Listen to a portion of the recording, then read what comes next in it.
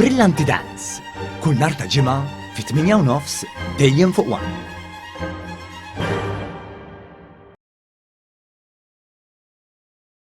L-investimenti tal-Gvern f'diversi miżuri soċjali qed iħallu impatt pożittiv qawwi f'eluf ta' familji madwar il-pajjiż u qed iwasslu sabiex aktar nies ikunu indipendenti mill-istess benefiċċji soċjali. Xhieda ta' dan huma ċifri li ġew diskussi fil-Business Breakfast li laqal il-partijiet interessati kollha li għandhom x'jaqsmu mal-qasam soċjali. Hawn ġie diskuss l-impatt ta' numru ta' miżuri soċjali fosthom dawk li inċentivaw lin-nies sabiex jidħlu fid-dinja tax-xogħol. Fil-fatt intqalli fil-waqt li tkabbir ekonomiku kien importanti sabiex aktar nies jibdew jaħdmu, il-benefiċċji għenu lill-eluf sabiex jagħmlu l-ewwel pass. Fl-2015 kienu mal-2100 li bbenefikaw minn benefiċċju ta' tnaqqis gradwali tal-benefiċċji. Din il-figura żdiedet sa 3600 persuna sakemm niżlet għal 1429 fl-2022.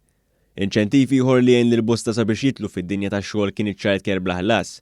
Fl-2015 kienu 5852 persuna li għamlu użu minn din l-iskema, numru li mażmien tela għal 6169. Ir-riżultati ta' dawn l-iskemi u ħafna aktar jitkellmu għalihom, hekk kif mill-2013 sal-2022 in-numru ta' dawk li bbenefikaw minn assistenza soċjali naqas kważi bin-nofs u dawk li rċevew għajnuna brabta mal-qatt naqsu b'94%. Dawn l-inċentivi flimkien ma' ħidma usa tal-Gvern kienu strumentali sabiex eluf ħarġu mill-faqar assolut u bekk tiebet anke l-qagħda ekonomika ta' pajjiżna. Bekk il-Gvern ikun jista' jkompli jinvesti fi proġetti biex titjieb il-kwalità tal-ħajja tan-nies.